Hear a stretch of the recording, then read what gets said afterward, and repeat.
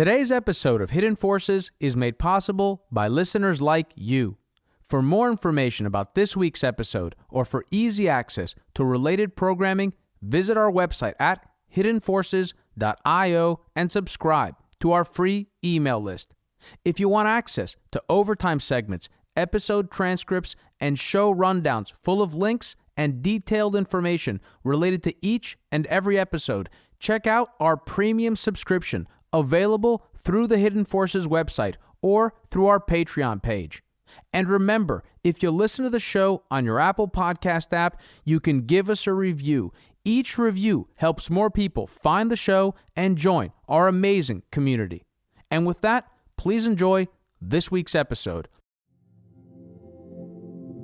It is in the first chapter of Walden, titled Economy, that the transcendentalist author and essayist Henry David Thoreau famously tells us that, quote, "The mass of men lead lives of quiet desperation. But men labor under a mistake," he writes earlier. "The improvements of ages have had but little influence on the essential laws of man's existence." And so Thoreau went to the woods. "I wished to live deliberately," he said, "to front only the essential facts of life, and see if I could not learn what it had to teach, and not, when I came to die, discover that I had not lived. I did not wish to live what was not life. Living is so dear." What is often missed in Thoreau's reflections from his 2-year excursion into the woodlands of Concord, Massachusetts, is the rigor with which he calculated, measured, and weighed those essential facts of life.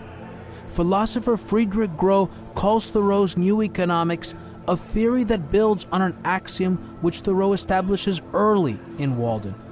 The cost of a thing is the amount of what I will call life, which is required to be exchanged for it, immediately or in the long run. The striking thing with Thoreau, writes Groh, is not the actual content of the argument. After all, sages in earliest antiquity had already proclaimed their contempt for possession. What impresses is the form of the argument. For Thoreau's obsession with calculation runs deep. He says, keep calculating, keep weighing. What exactly do I gain or lose?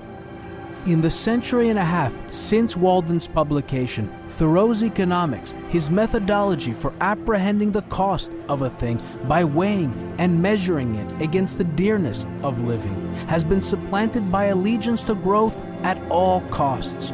But unlike the mass of men about which Thoreau writes in the mid-19th century, today's society is burdened by more than just the labor of miscalculation.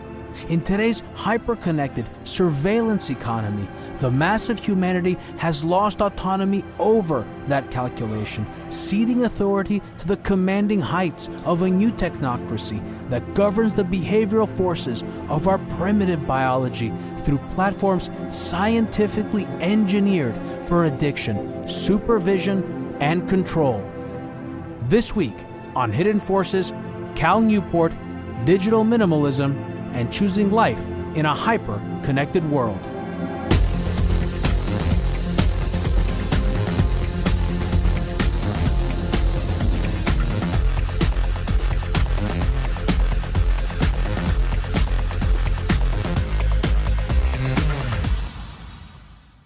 Cal Newport, welcome to Hidden Forces. Well, thanks for having me. I'm very excited to have you in studio. I told you being around you, I felt something. I felt the source of zen, and I think it is actually your lifestyle choices that probably, it's an affirmation of the lessons in your book. Yeah, that and all the drugs I'm on, I guess, right? I joke. Well, Cal, I was telling you, we spoke for a while. You were here early, and I was telling you that when I started reading your book, my initial instinct as I started reading was, and with the title too, I thought, oh, this is another self-help book. I was like, I've been there, done that. I get it. Declutter. I get it. Who doesn't know that too much internet is bad for you? But it turned out that this wasn't a self-help book. I feel like it's a philosophy in a sense, but maybe I'll just let you, instead of, running through myself. What do you mean by digital minimalism? What is this book about, and why did you feel it was important to write it? Well, I had written a book back in 2016 that was called Deep Work. And it was really about unintentional consequences of technology in the workplace. So I got into a whole thing about how we're undervaluing focus in the knowledge economy and we're overvaluing convenience. And so this was about email and distraction culture. I began to get a lot of feedback from readers who were saying, okay, maybe we buy this premise about what tech is doing in the workplace, but what about in our personal lives? Right? There's something going on here. And so as I delved into it, what I was noticing is there was definitely a growing unease. It seems maybe 2 years ago, maybe 1.5 years ago was a bit of a fulcrum shift where people went from the self-deprecating jokes, looking at my phone too much, to actually starting to become uneasy about how much they were looking at the screen. And so I got real deep into it. What's going on here? Why are people unhappy? What are the deeper forces at play? And what's the solution? And so this is the result of me going deep on this growing unease people were having with the screens in their lives. You said 2 years ago you started noticing it?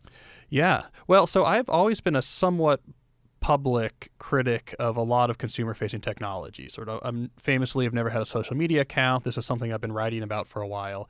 Whenever I would write something public, I would mainly get negative pushback. Like this had been my experience being a public critic of social media. And it was maybe 3 months after the presidential election when I began to notice a shift in the reactions. And it shifted from, this is crazy, why are you anti-internet? Don't you understand the way that Twitter is liberating us, to, this is interesting. I want to hear more. It was palpable. Is that because of the political swirl around fake news and Russian meddling in the election, the fact that it had become politically palatable for the media to discuss this? Well, it was something like that. So I see it through a sort of a Thomas Kuhn style paradigm shift type perspective. I don't know if this is true, but this is my working theory, is that essentially what happened is that before the 2016 presidential election, for most people, the place that social media held in their brain was very positive. It was, like Bill Maher said, gifts handed down from the nerd gods. That's just where it was in people's mental schema. The election shook that all up because it introduced a lot of potential issues. They were political issues, but it went all the way across the political spectrum. So people on the left are upset about Russia and the fact that Donald Trump was on Twitter.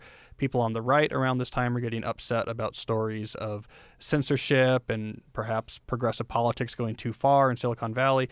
But more importantly, I think, than the particular issues that people are getting upset about after the election is that it changed how they're categorizing social media in their brain.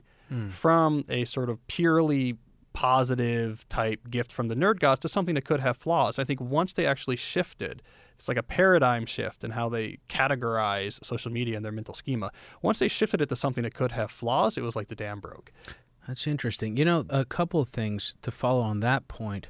We had Gillian Tett on the program, the editor of the Financial Times, and she had made a remark, and it was not the first time. In fact, I'd heard her at a conference about a year before that make the remark, which was that Silicon Valley was beginning to smell to her like Wall Street pre-2008.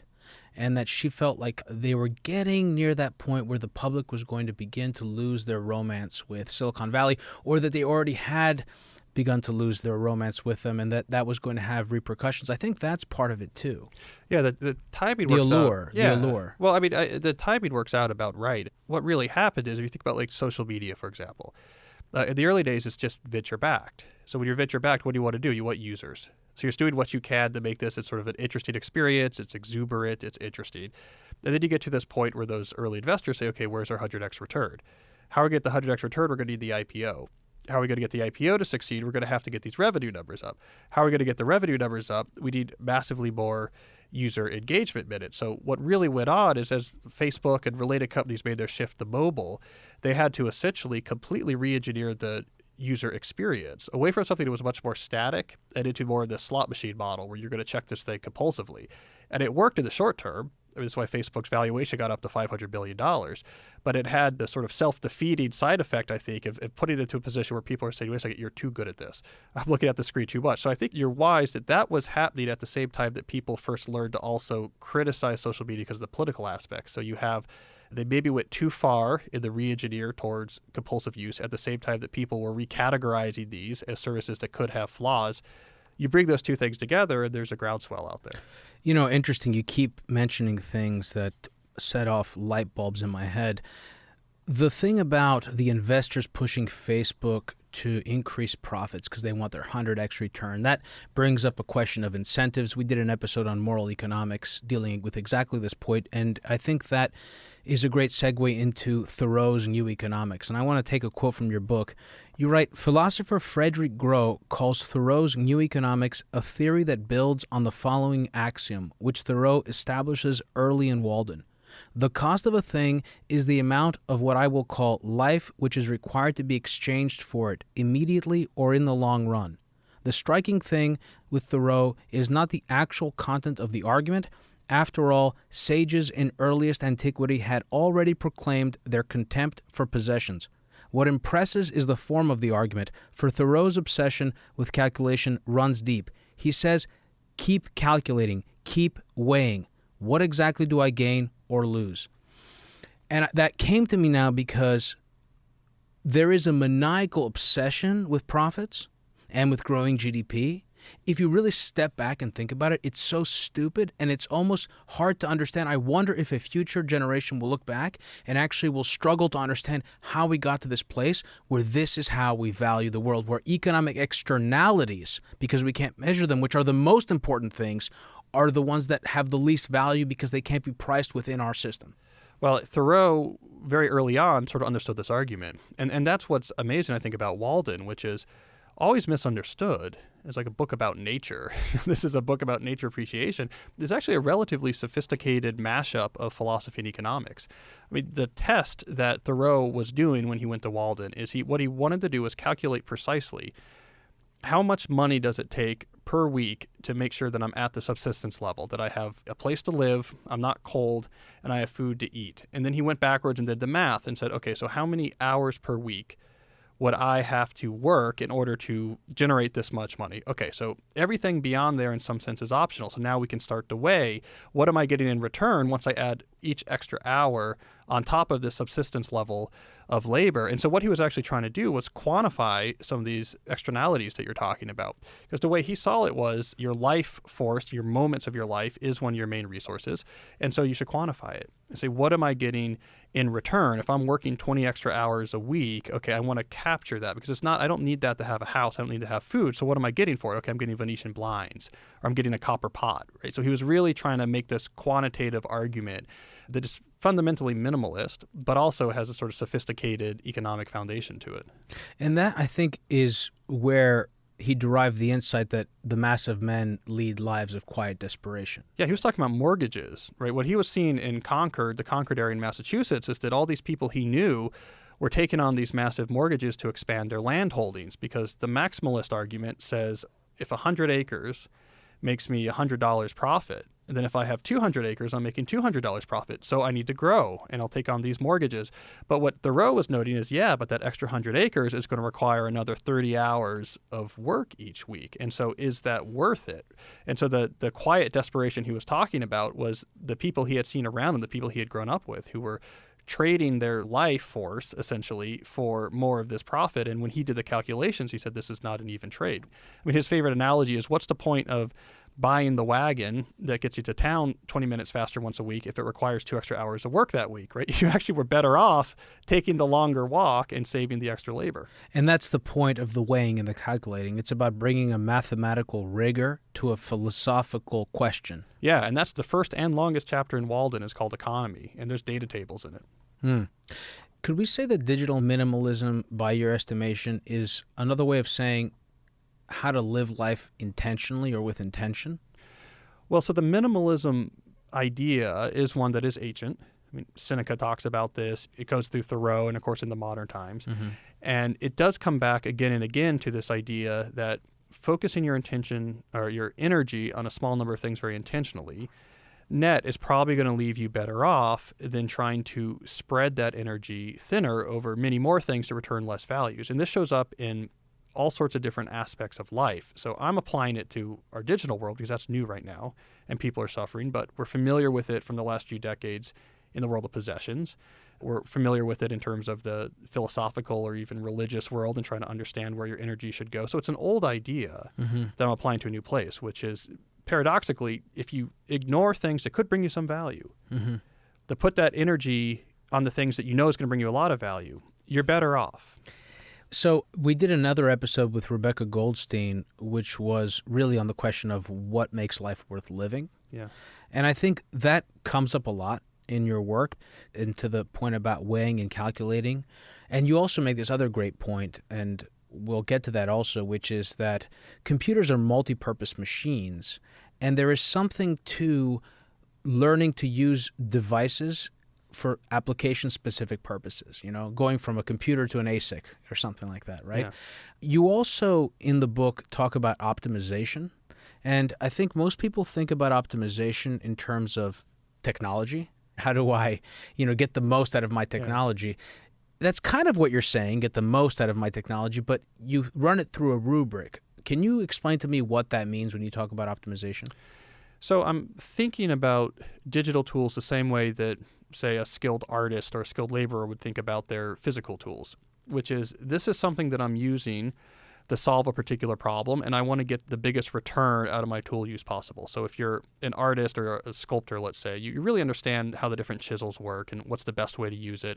You're not going to use something in a wasteful way or buy a tool you don't really need. I'm essentially bringing that mindset over to digital tools as well. So instead of having this generic phone-mediated lifestyle approach to these tools, which is, I don't know, it's a companion, right? I look at the screen, I do stuff, I'm like an air traffic controller with all my urgent information coming through all day. It says, think about it like tools. And so have a screen. You say, okay, why am I using this? How can I get the most value out of it? Digital minimalists almost always have this how and when question, for example, that they append onto the what. So they would never just say, I use Instagram.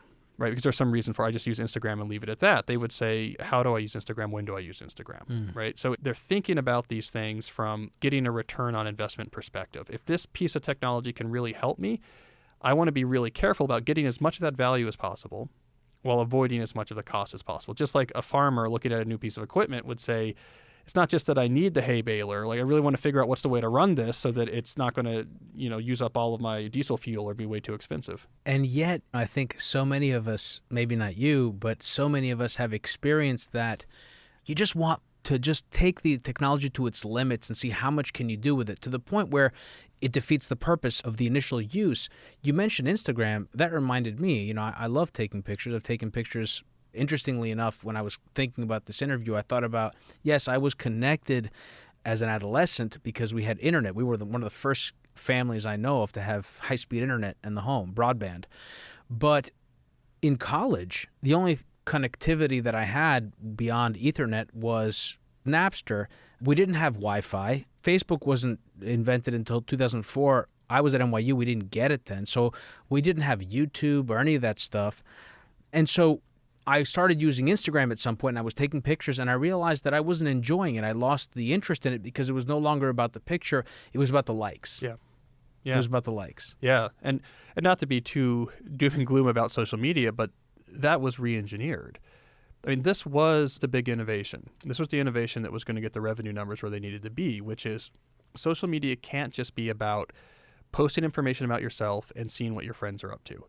Because if that's what social media is, which is what it was until whatever it was, 2011, 2012, if that's what social media is, you have no reason to really check it that often. I mean, I checked my Facebook friends in 2005 on Monday morning. I don't need to log back on Monday afternoon because unless one of them changed their relationship status or got back from vacation, there's nothing new to see. Or they just tell you about it. Yeah, they just tell you about it. They're right? really your friends. So this was a big engineering challenge. How do we get someone to look at this 185 times a day? Like there's no way 2005 Facebook you would do that. And that's where they understood we need a different stream of information. And this is where you get the like button, and this is where you get photo auto tagging, and this is where, you get the little comments underneath the Facebook being emphasized. It's because now, why are you clicking on that icon? It's not to see what your friends are up to or to post something about yourself. It's to look at this stream of 1-bit social approval indicators about you. All day long now, things are coming towards you. These many people liked you. These people tagged you in a photo. They posted a photo about you. And now the experience became about people are thinking about you.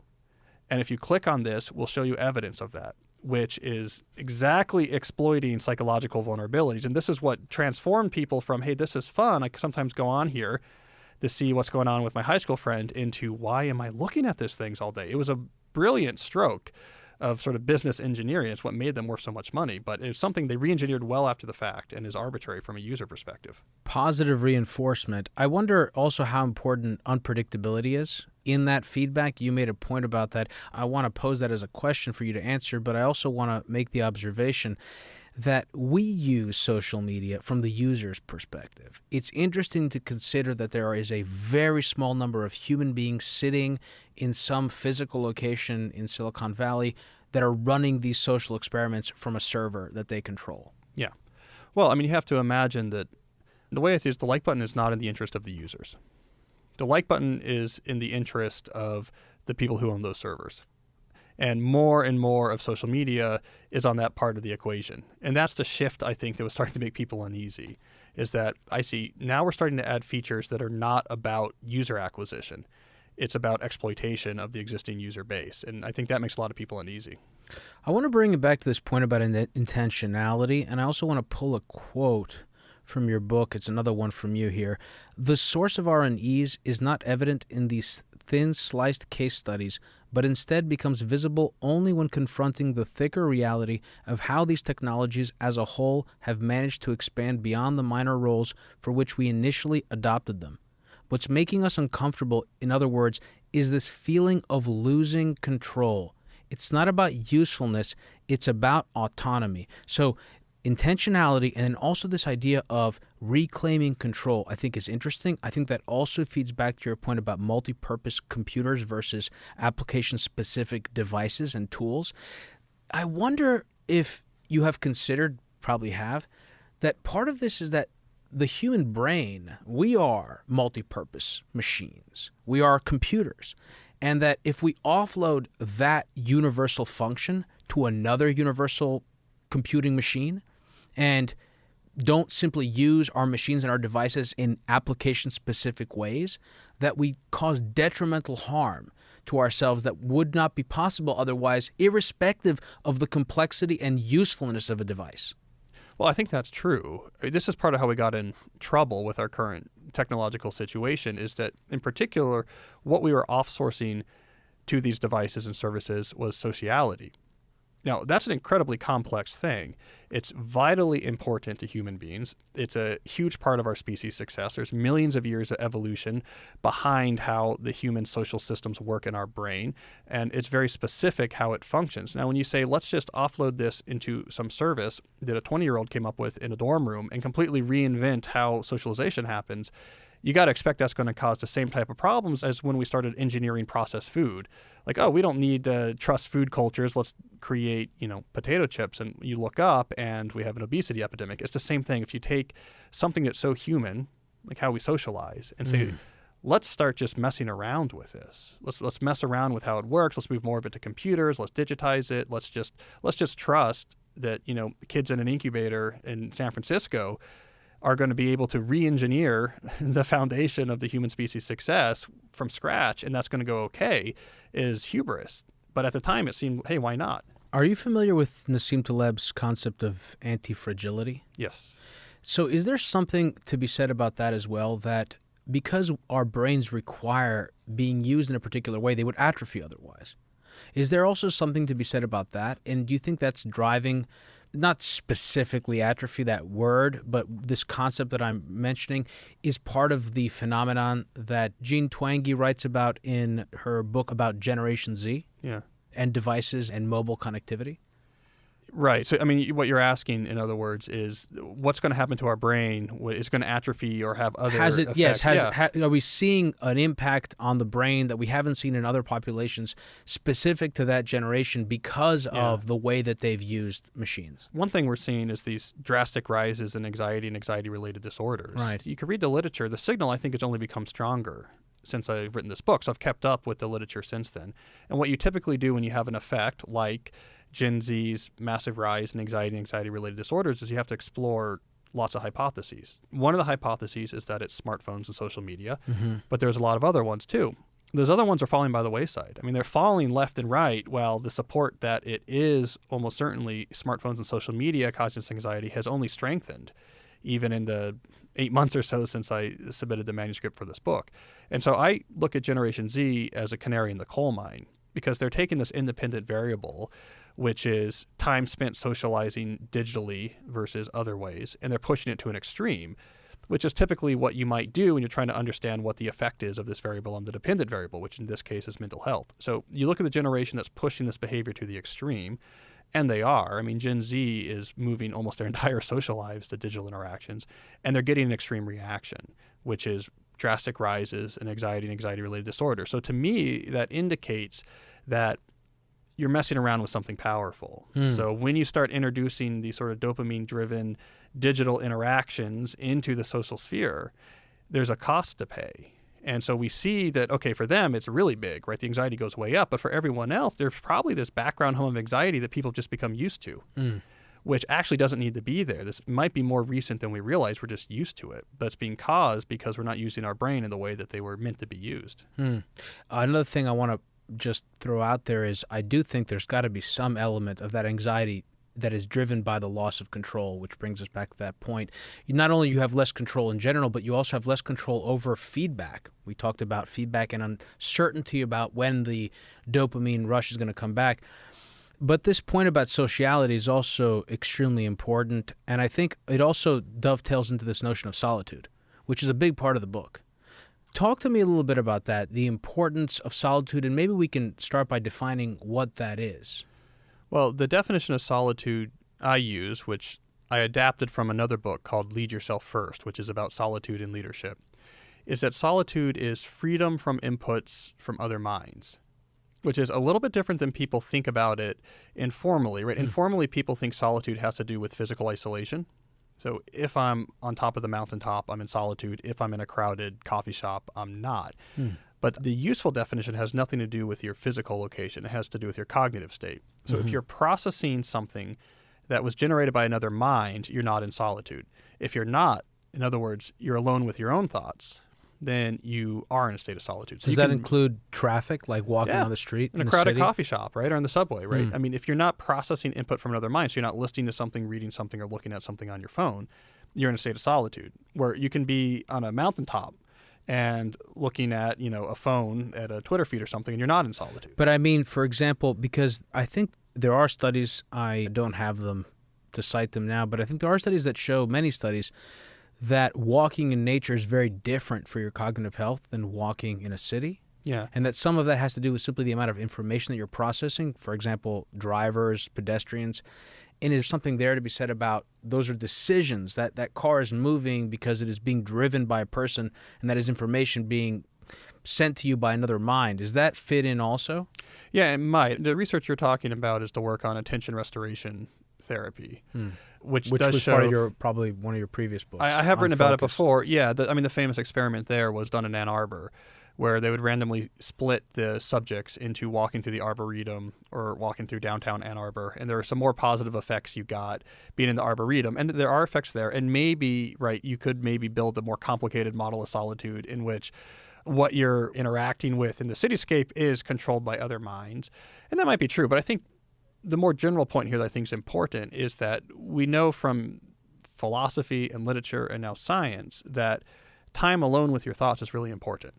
You have to just have time to think about things. The brain, if we want to use this metaphor, a computer metaphor, it kind of has two modes relevant here, right? It can be processing input. So think about like the computer reading the old disk drive, or that's what the CPU is doing. So it could be bringing an input, or it could be doing computation on that input. All right, now that it's in memory, let me actually look at the input and try to extract insight out of it. But it can only be doing one at a time. So if all you're doing is consuming the inputs, but never taking the time to actually just sit back and think about it. What does this mean?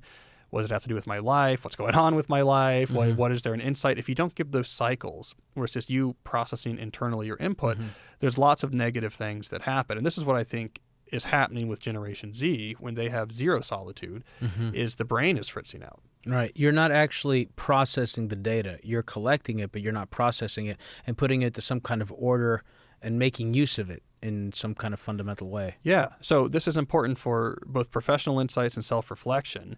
But for someone like me, who's a theoretician, so I solve math proofs for a living, we've known this for a long time.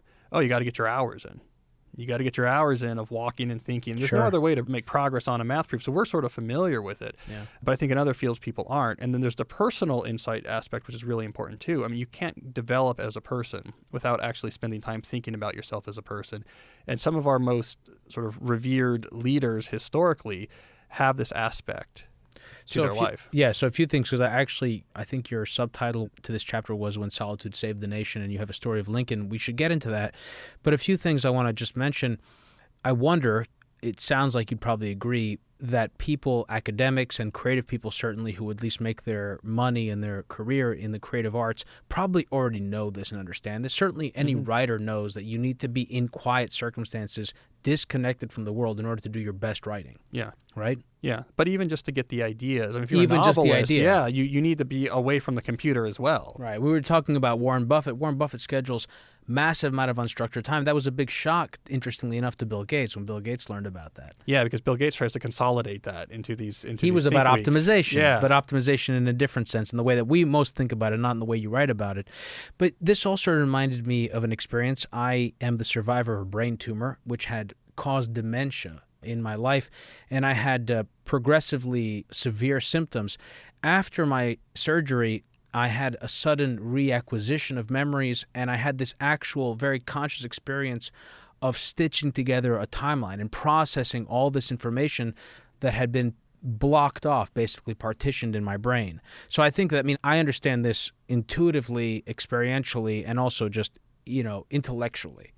So yes, I just wanted to sort of make that point. But let's go back to this thing you said about personal insights, because I totally agree with this, and I mentioned something about this to you early before we turn on the microphones, which is that I wonder if children are not obviously the most vulnerable people in this situation, because a child's ego is developing. A child, when it's born, it has no ego. It has no sense of self, right? I think that begins to develop around the age of 3. Yeah. So in order to develop an ego, you need to have, I would imagine, time alone in order to process your feelings, in order to process the world, in order to gain a sense of who am I. Even when you, let's say you say something mean to another student when you're a kid. If you see that student have an emotional reaction and you hurt them, now you have an opportunity to process that information internally. Yeah. You have time alone, right? Interestingly enough, that makes me think a little bit about our call-out outrage culture and how people are so afraid to make a mistake because they don't have time to reflect on what they said. Yeah. Yeah. Well, I mean, with little kids, at least they do get that space because they don't have, let's say, a phone or a screen in front of them, but they're a good case study.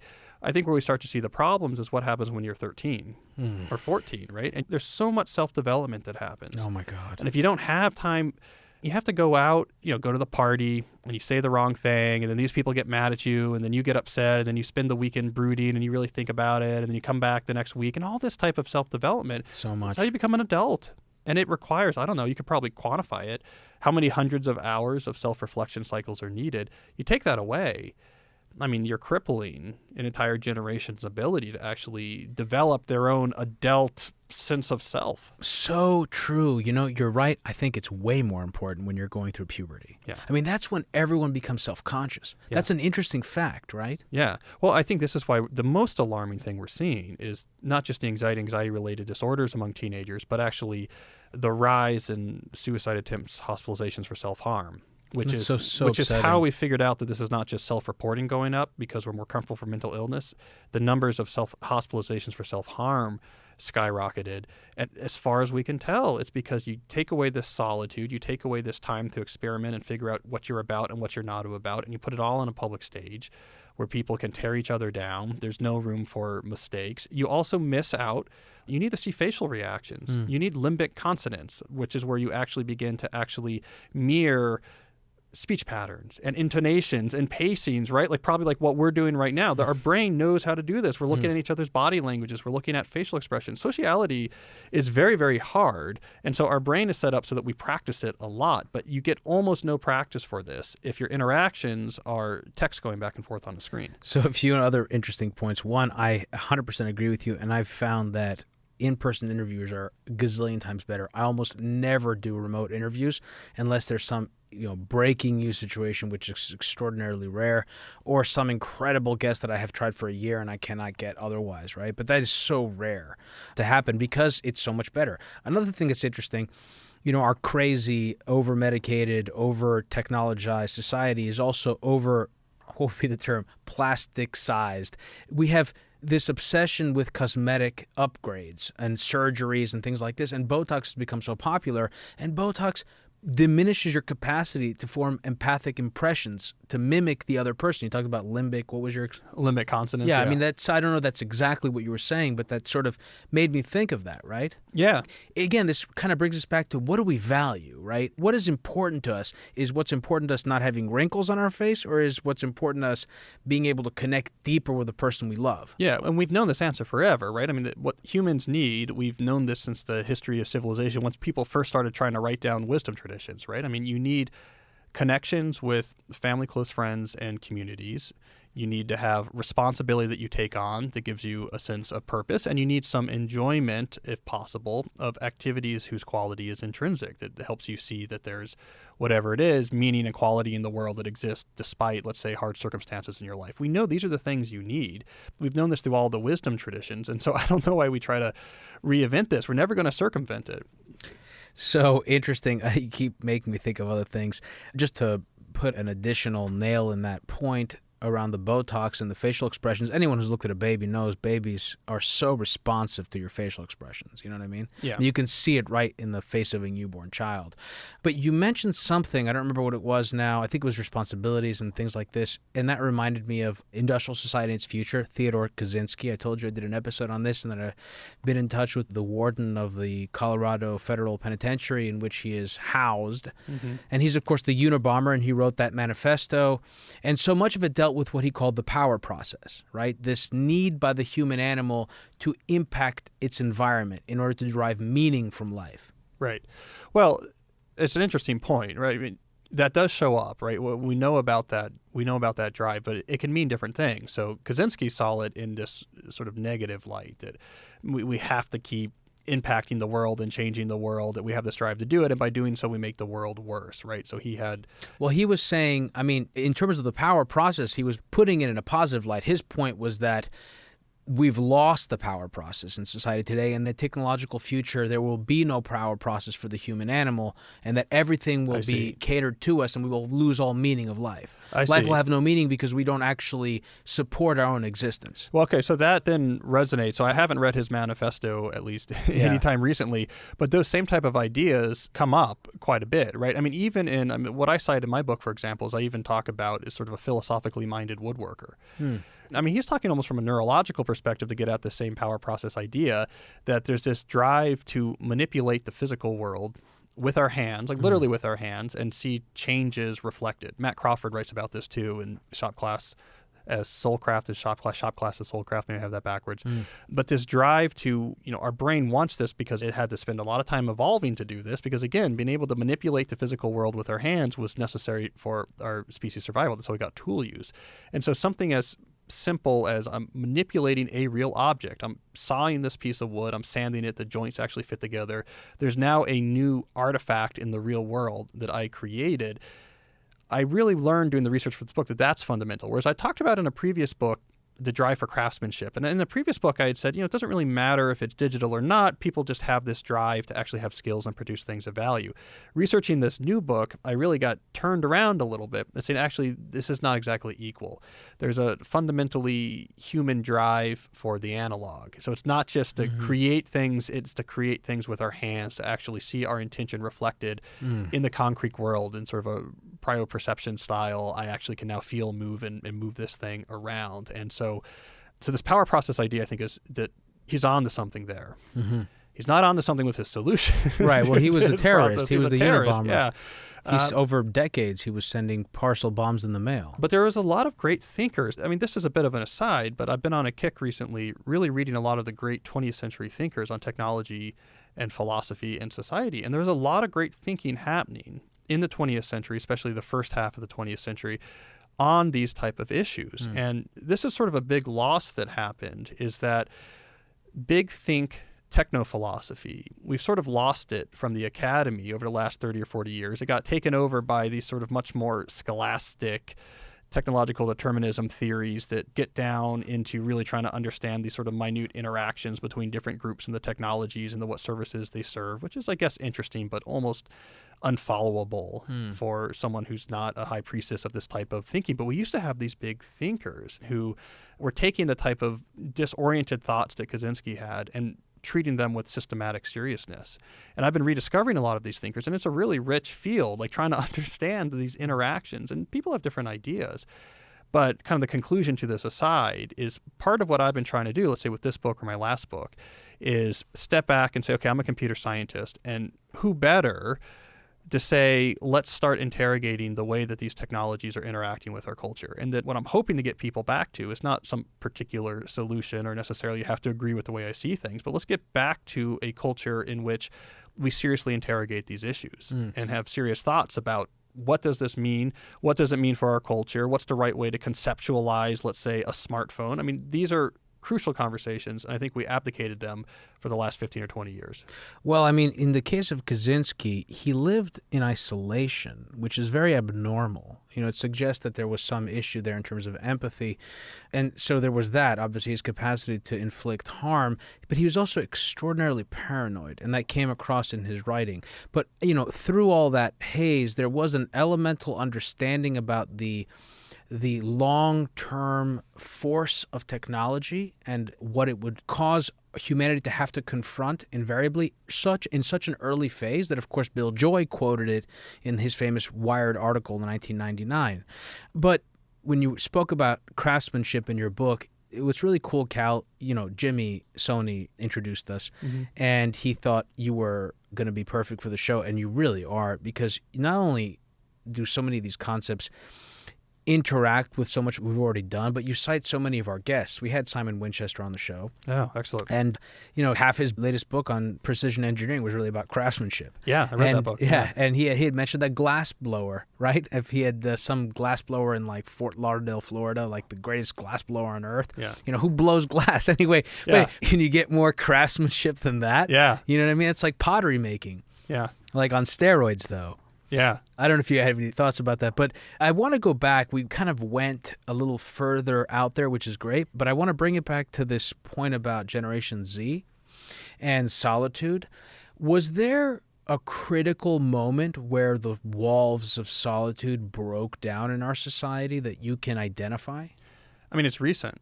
So until, let's say, 15 years ago, it would be impossible to banish solitude. I mean, there's just no way that you could banish every moment in your life where you didn't have time alone with your thoughts, right? It was just you're going to be in line at some point. You're going to be stuck in traffic at some point. The iPod, I think, was the beginning of the step towards solitude deprivation because it socialized people to this idea that you can now have essentially a source of inputs as default. So this notion of I put the earbuds in and that's kind of it until I'm in a situation in which socially I have to take them out. So this socialized us to this idea that you can be in your own world. It did this because it fit 1,000 songs. I mean, the Walkman or whatever, the cassette would run out and you weren't going to bring a bag of cassettes with you. So that started to socialize us, but still there were a lot of cases where... It's so interesting, though. I just want to highlight that point because you're in your own world and yet you're in a world of someone else's making. You're processing inputs from other minds. Which is your point, exactly. You're not actually in solitude. By breaking off from the people around you, you're making it worse. You're making it worse. Yeah, which is so interesting. Yeah, no, you're probably better off walking over here in the streets of Manhattan, like just seeing what's going on. And here's this person and this biker's yelling at this person. Your brain can bounce to different types of places.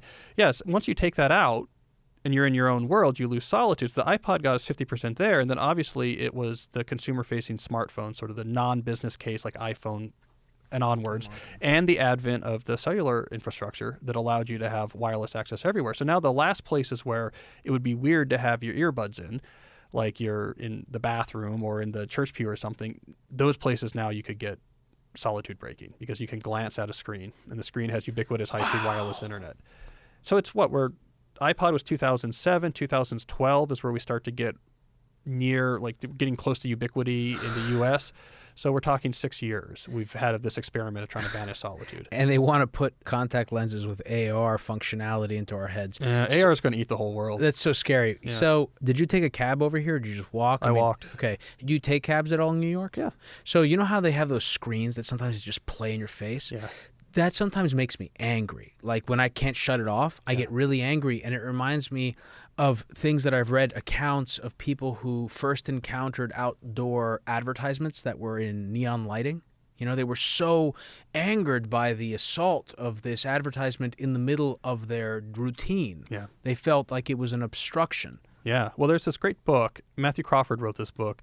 It's either called The World Outside Your Head or The World Inside Your Head. It's one of those two, but it's actually... The fundamental question. Yeah, that's the fundamental. It probably really changes the meaning, but it's about exactly this, is that we're undervaluing mental space and having mental space. And the way he talks about it is that it's almost becoming a economic inequality, right? That if you have enough money for it, you can get away from this onslaught, that you're in the first class lounge at the airport and away from all the advertisements. And he talks a lot about airports for whatever reason. You're in the business class seat or whatever it is, but he really words this as an assault, right? That this is a resource that people have, which is their attentional space. And when you're relentlessly assaulted with the clip in the cab, I hear you. And then it recycles if you're going, more than a few blocks. I find that screen incredibly obnoxious because, and it's a great point, right? I mean, being in the back of a New York City cab used to be one of the only places in New York you could be alone. Yeah. Right? And they had to take that too. And then to go further to your point about business class, indeed, you need to be wealthy in order to have freedom over your attention. And that even goes into media. I mean, the ad-driven model is for the vast majority of people, right? You have to actually be able to spend a certain amount of money to get ad-free content, which is, I think, if things were priced more fairly, more people would choose that if they understood the cost of giving up their attention. But there is an economic disparity there in terms of the attention economy. Yeah, well, it's complicated because this is often thrown back at me when I talk about the adverse impacts of the attention economy-driven social media platforms. And essentially, one of the critiques that comes back towards me is, yes, but having an attention-driven model where we harvest your information and sell things to you, that's what allows this to be open to everyone. That's what allows it to be free. Now, my response to that... That's bullshit. Well, I mean, I think the main issue is it's founded on the notion that you need these giant, walled garden, massive platforms in order to take advantage of the social aspects of the internet. And that's where I think they go off the rails. I think the myth they want to teach people is the social internet is too complicated. You're too dumb to figure it out. So what we've done at Facebook, for example, is we've created our own internet. And it's in our own walled garden, and we'll make it much easier for you because it's too scary out there. What are you going to do? Learn HTML? Come on. It's simpler in here, right? We've built up our own internet and then in a Soto voice.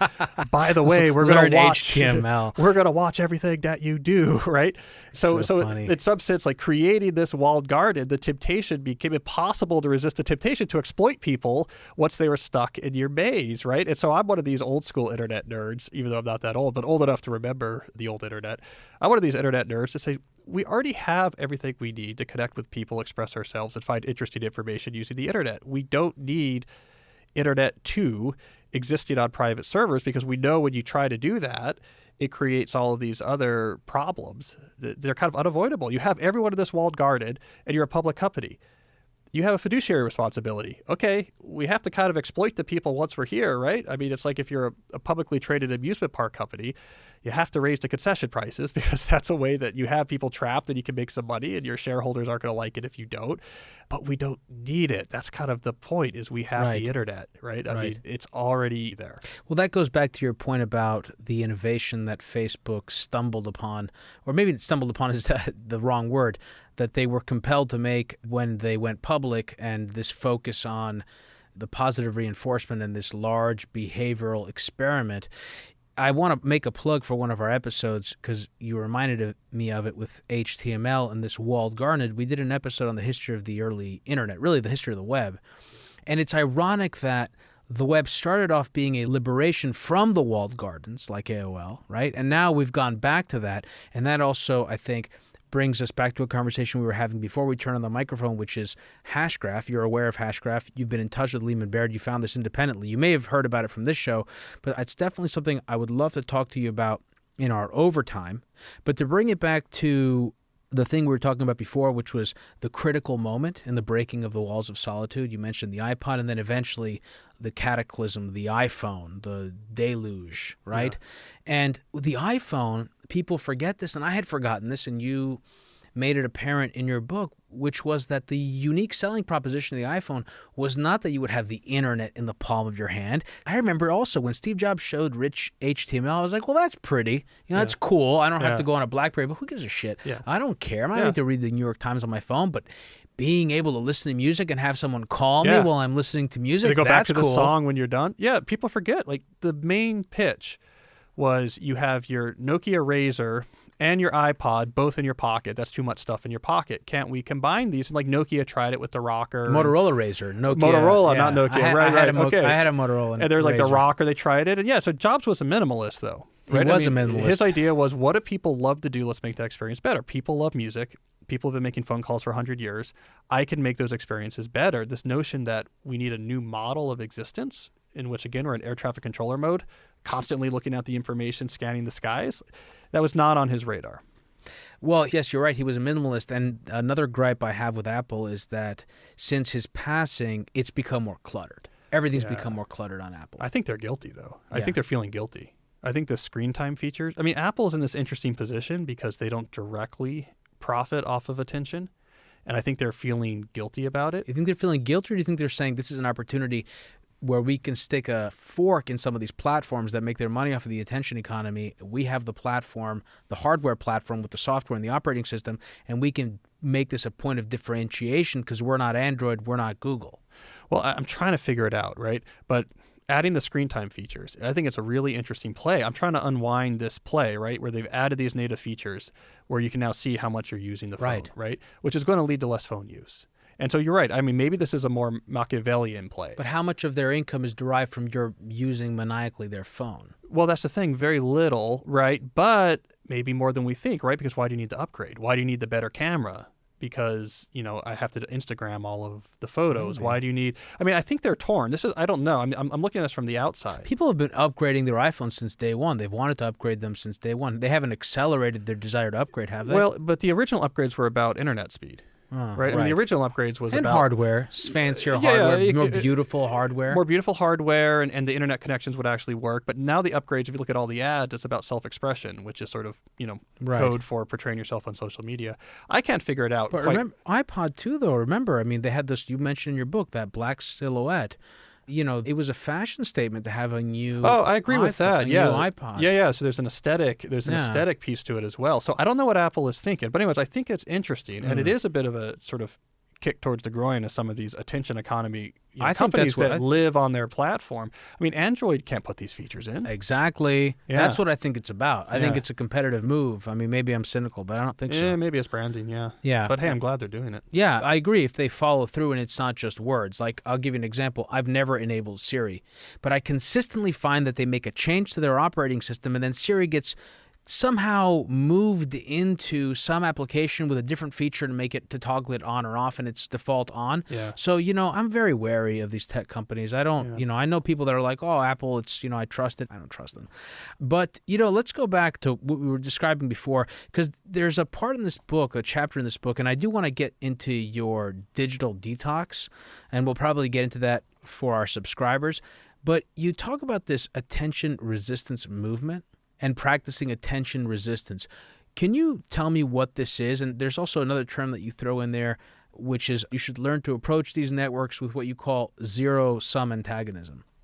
Yeah, right. Well, I mean, going back to, you mentioned before that the book comes across as surprisingly, sort of not self-helpy, right? Which is true. Like, most of it is actually philosophy, right? If you want to figure out how to stop these phones from taking over so much of your life, you have to kind of figure out, well, what should your life be? There's these sort of fundamental questions. Can I give you a compliment? I just want to interrupt you and give you one here, because I've read a bunch of books like this.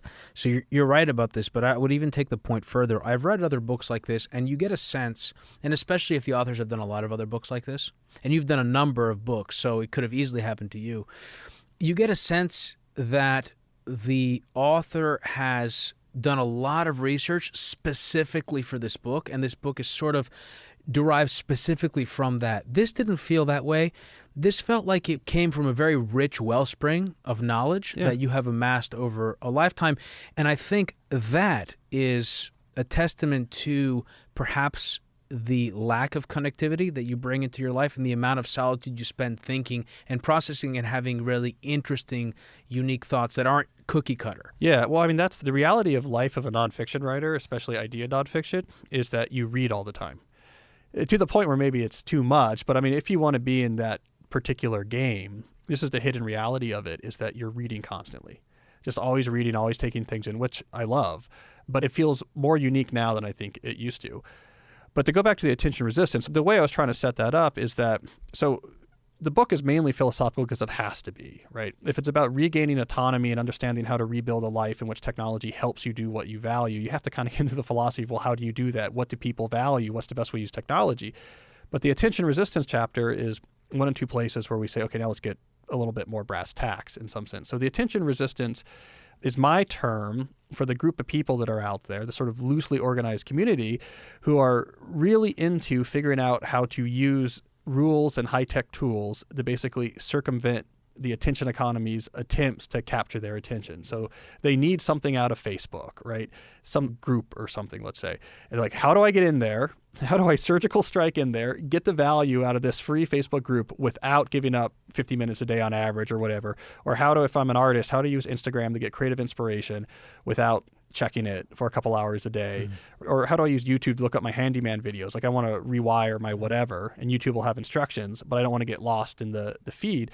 So they use high-tech tools, a lot of browser plugins for one thing. I mean, first of all, they never use these things on the phone. Like the phone is where 90% of the investment is made into making the services compulsive. They use browsers. They use browser plugins to try to scrub off the algorithmically generated content so they can't see it. And then they have these really intense rules about, okay, when do I use it? How do I use it? Fascinating. I mean, and so I call them the attention resistance because they're basically saying, you're trying to steal my time and attention. I want to deploy my time and attention for things that are high value. You have some feature I need. All right, let's battle, right? Let's see who's going to win this particular battle. And they get in there like Navy SEALs doing a halo jump. Like they come in under the radar, they get what they need, and then they're out of there before the companies are able to snag them. We were talking about Claude Shannon before in information theory. This might be a stretch. But, you know, the same insight I had around information as a thing when I read Claude Shannon's paper and I read James Blake's book, I had a similar moment just now about attention as a thing, you know? I mean, these attention resistance practitioners, as you call them, they're able to identify where their attention is and how to prevent it from being taken, which is so interesting, right? Yeah. The companies understand this.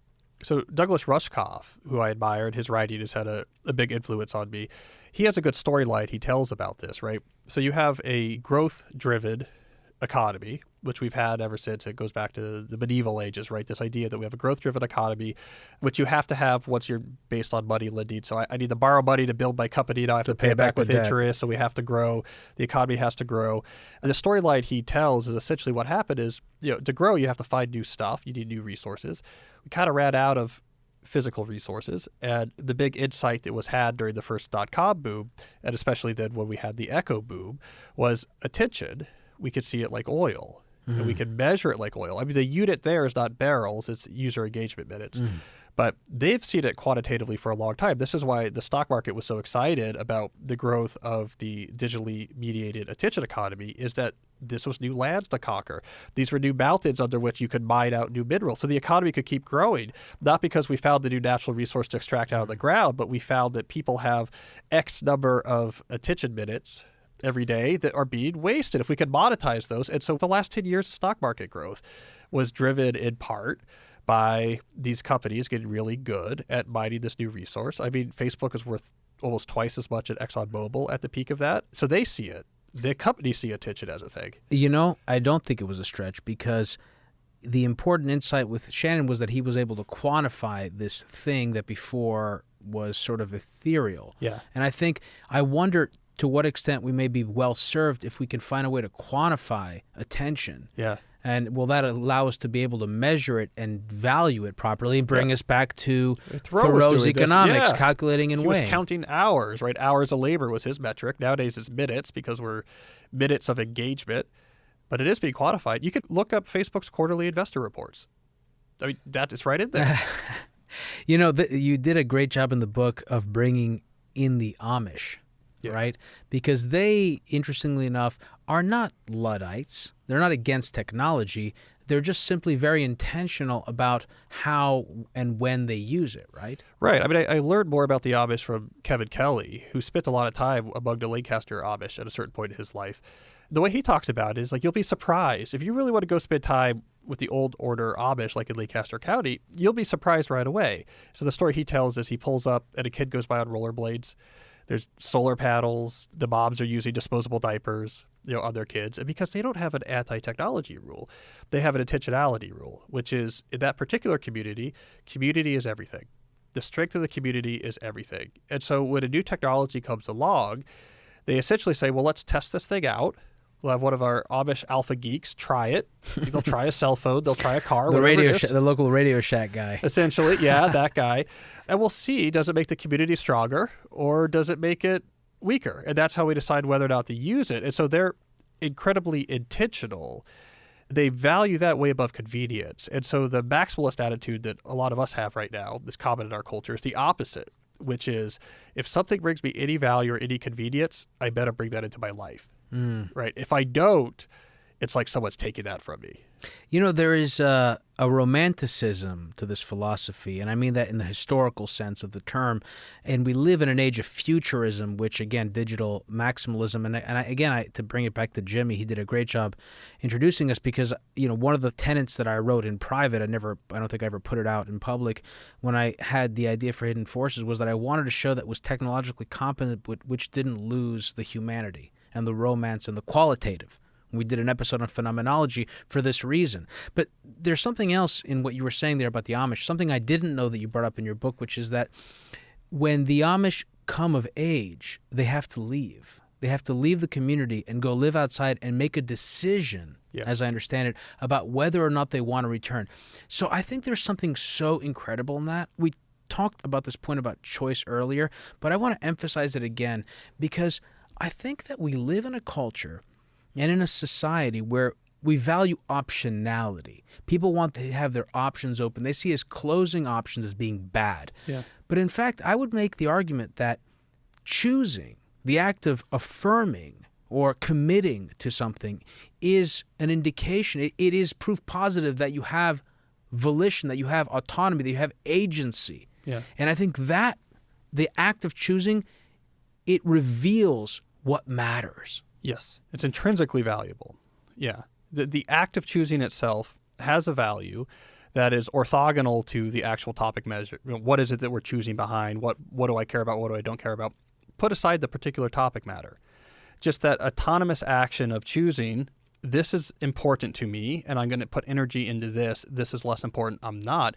Which is why, for example, there's so much philosophy in my book, is I think a lot of what's going on, it's not the tech. People don't just need to hear new rules about what to do with their phone. I mean, one of the reasons why people become maximalists is because they don't know what to choose. I mean, what are they all about? That's actually a big question, right? The Amish know what they're all about.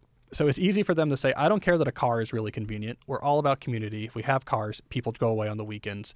The community withers, right? They know what they're all about. It's easy to make their choices. I interviewed in the book a Mennonite named Laura. And the Mennonites have a much broader spectrum of how seriously they practice some of these ideas. So she's on more of what they would call the liberal perspective, not in the political sense, but she lives in a city. She's a teacher. She doesn't live in a closed-off community. Well, she doesn't have a smartphone because she really values connection with her friends and family, and she really worries about, I don't want to have my attention be drawn away from my friends and family. When I'm with them, I want to be with them. So I asked her, isn't that really inconvenient? And her answer was, not really. I just have to print out maps before I go places. Right? Now, if you don't know what you're all about, you're like, well, why the hell do I want to print out maps when I have, this would be so great? But when you know what you're all about, then that doesn't suddenly seem so bad. And so that's part of what's going on right now, is that people don't know what it is that they're all about. And that's why in this book, one of the things I recommend people do is they take this 30-day period. And it's not just about detoxing. I mean, it's supposed to be that you clear the slate of all the stuff in your personal life to tech, and then you rebuild from scratch much more carefully. But what do you do during the 30 days? Why 30 days? It's not just detoxing. It's people need space to actually start making some tentative thoughts about this is what I'm all about. You got to answer that question, this is what I'm all about, if you're going to be successful in making hard choices. So I want to talk about that, Cal. We're going to end the full episode here and take the rest in overtime. I want to talk about the digital declutter process, which is what you talked about there. And I want to talk about also the importance of cultivating leisure, which I think is a really interesting thing. I also mentioned to you before we started that I had a similar experience myself. I mean, this point about dumbing down your phone, I had this experience in 2016, around the time that you said this problem was becoming obvious. I wasn't able to concentrate. And by chance, I had my iPhone 6 screen cracked, and I had an old iPhone 5, and I just put it in there. I decided, you know what, I'm not going to install any application. I had internet, but I didn't have email. So basically, I could decide when I could connect, and I had a phone, and I had text, and it was remarkably liberating, and I loved it, and I didn't feel that level of withdrawal that you would have with a physical addiction, which you also brought up in your book. So I want to talk about these things, and I also want to see if we do have a chance to get into Hashgraph, because you're a computer science professor in Georgetown, and your insights about this are really interesting, and I think many of our listeners will find them interesting. But thank you for being here for the full episode, and stick around for the overtime. Okay, thank you. And that was my episode with Cal Newport. I want to thank Cal for being on my program. For more information about this week's episode, or if you want easy access to related programming, visit our website at hiddenforces.io and subscribe to our free email list. If you want access to overtime segments, episode transcripts, and show rundowns full of links and detailed information related to each and every episode, check out our premium subscription, available through the Hidden Forces website or through our Patreon page. Today's episode was produced by me and edited by Stylianos Nicolaou. For more episodes, you can check out our website at hiddenforces.io. Join the conversation at Facebook, Twitter, and Instagram at Hidden Forces Pod, or send me an email at dk@hiddenforces.io. As always, thanks for listening. We'll see you next week.